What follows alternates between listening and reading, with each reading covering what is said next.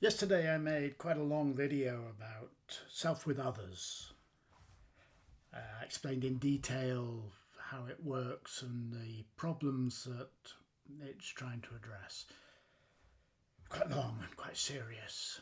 So I just want to summarise that before uh, looking at how self with others works for me as a coach. Self with others is a framework for thriving in an interconnected world. It's about interconnection. It's about how the fact internally and externally we are always in relationship. And if we learn to understand and change those relationships, we change our experience of being alive. Sometimes those relationships are internal, my relationship with my thoughts, or my relationship with my body, or my relationship with my past. Sometimes those relationships are external, my relationship with friends and colleagues, with the natural world, and with my job, and so on and so forth.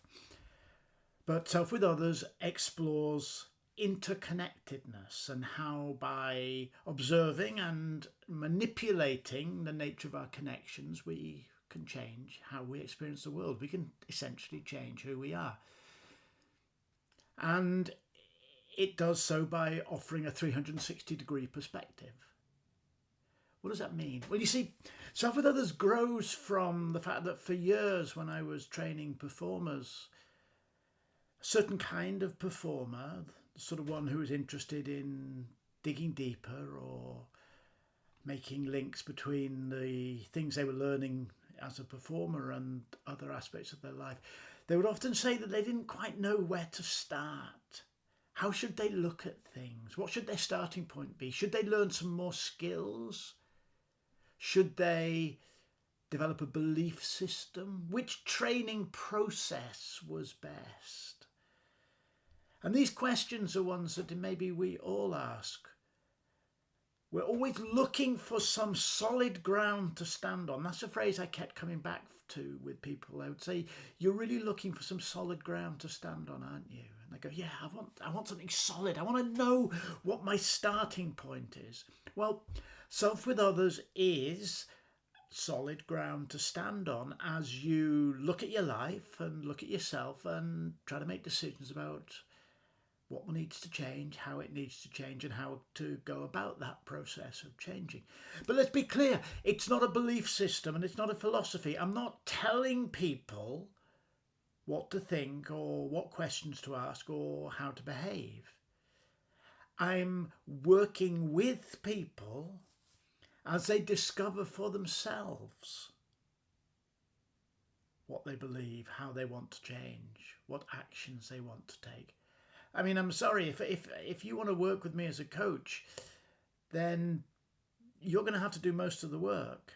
And I'll put that another way. If a coach tells you that they're just going to solve your problems for you, well, I would view that with a lot of suspicion. I can't solve your problems because I don't know what your problems are.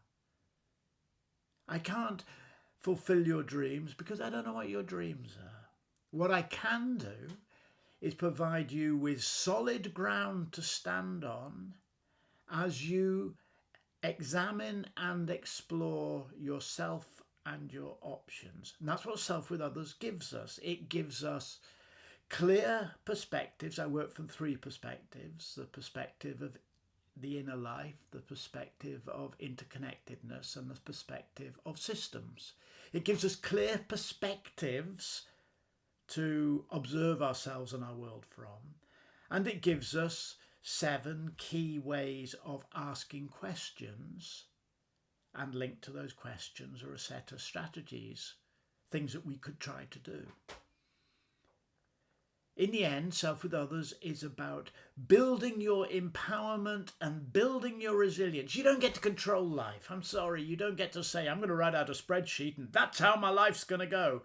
I'm afraid that's bullshit.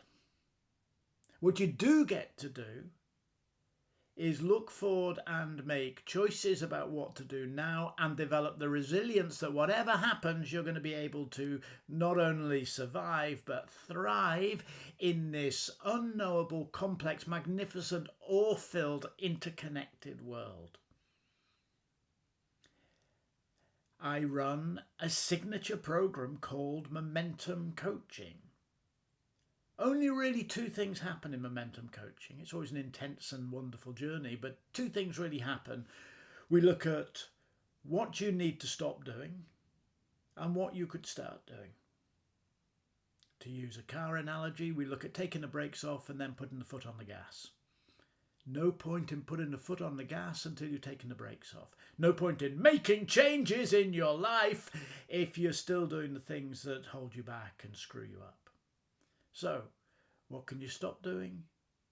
What could you start doing? Again, I don't give you any of the answers, but I will hold a space. I will provide a solid ground, and I will reflect back as clearly as I can everything you say to me, so that you can see yourself and realize that you have everything you need inside you right now. And all you need to do is bring it into focus and get going.